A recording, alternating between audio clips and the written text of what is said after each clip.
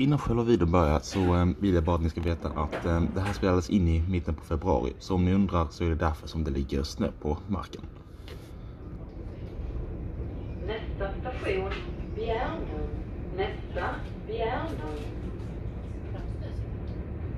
Hej och välkomna till ytterligare ett avsnitt av Nästa station.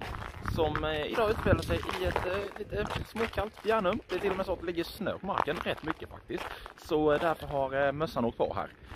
Så ja, vi kör historien först som vanligt. Så den kommer här helt enkelt. 1890 öppnade Hässleholm till Vittsjö järnväg och med den stationen i Bjärnum. Innan järnvägen fanns det inte så mycket förutom ett gästgiveri längs med den gamla huvudvägen mellan Skåne och Småland, vilket nog är en del av anledningen till att det hamnade en station just här. 1892 öppnade Vittsjö till Markaryds järnväg som 1897 slogs ihop med Hässleholm till Vittsjö järnväg för att bilda Hässleholm till Markaryds järnväg. Runt stationen växte snart ett stationssamhälle fram och tack vare bokskogarna bildades mycket industri här. Mest känt blev Bjärnum för sin möbelindustri och när den var som störst fanns 35 möbelfabriker på orten, vilka genererade en hel del godstrafik, vilket höll liv i järnvägen förbi. 1899 hade Markaryd till Veinge järnväg öppnat, vilket gav en länk till Västkustbanan, och 1930 togs hela sträckningen Hässleholm-Veinge över av SJ och sedan banan elektrifierats 1935 blev den en viktig länk mellan Södra stambanan och Västkustbanan.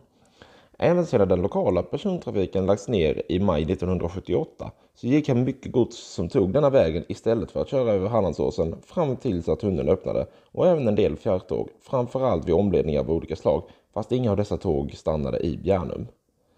2013 däremot kom lokaltrafiken tillbaka i form av pågatågen som började gå mellan Hässleholm och Markaryd med uppehåll i Bjärnum och Vittsjö.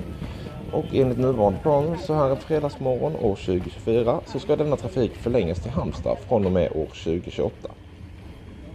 Stationen idag är en av de mindre i Skåne. Framförallt då han endast stannar 11 tåg per dag och riktning, vilket reduceras till endast 9 på lördagar och söndagar.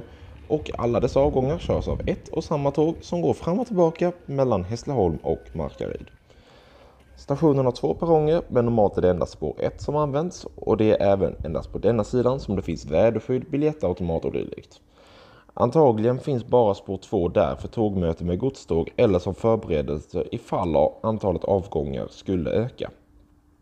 Vid stationen finns också cykelställ och parkering, och ungefär 4 minuters gångväg från stationen ligger Bjärnums busstation där ortens enda väntsal finns.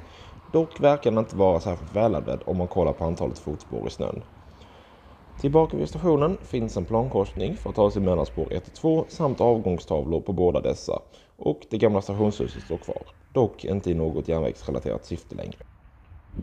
Så det var Bjärnum, ytterligare en av Skånes lite mindre stationer. För i Skåne har vi ganska många sådana, men i nästa avsnitt blir det en lite större station när jag kommer till Bromölla. Så vi ses då.